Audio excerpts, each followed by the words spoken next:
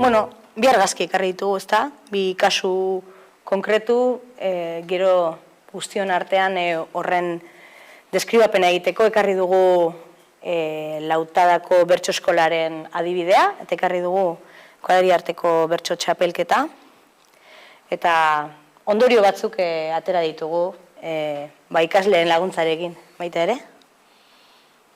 Bai, eta pixkat izan da, Araban, bertsolaritzak azkeneko urteetan eukiduen bilakaeraren errepaso bat, Oianek esan dituen bi aitzakia horiekin, eta gero saiatu gara hori borobiltzen, ez?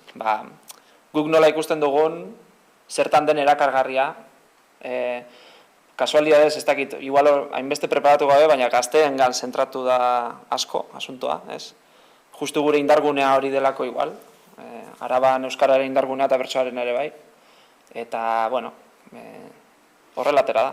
Eta erdalguneko bertso mugimenduak eta bertso eskolek ze funtzio betetzen dituzten bizkat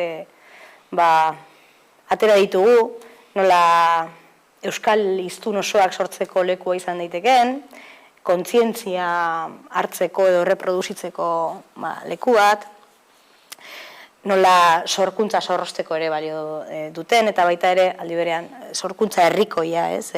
Kuadri arteko txapelketak ere hori adierazten du, sorkuntza herrikoia nola dan bertsolaritza bebai. Eta pixka bat hortik aritu gara, bertso eskolaren bertuteak edo adierazi nahian, baina kontziente izanik bertsolaritza aitzaki badela eta kultur sorkuntzarako gunearen funtzioa betetzen dutela Araban bertso eskolek.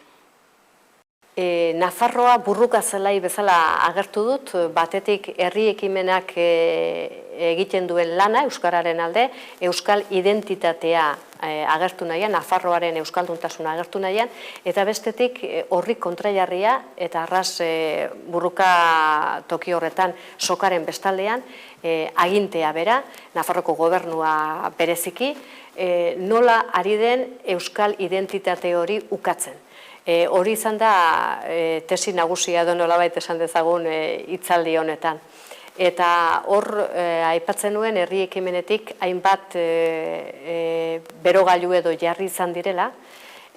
Berogailu horiek nolabait gizat euskaraz lanen bat egiteko sortzen diren ekimen edo gizatalde horiek egiten dutena direla, hortaz aipatu ditut bai euskal txokoak, bai egiten diren hainbat kanpaina, bestaldetik gobernuak euskararen kontra egiteko aitzakirik txikiena aski izaten du, susmatzen duen guzti euskaraz egina dagoela gauza batengatik edo bestegatik debekatzen du, eta zutabe nagusia euskarak aurrera egin balin badu neurri handi batean, esaten da 86an Nafarroko gobernuak euskararen legia egin zuenean erabilitako ustezko irizpide horiek erabiliko balira orain aldatuko litzatekela eremu edo zonifikazio hori, eta hori izan da batez ere irakaskuntzari esker, bai irakaskuntza helduena, bai aurrena.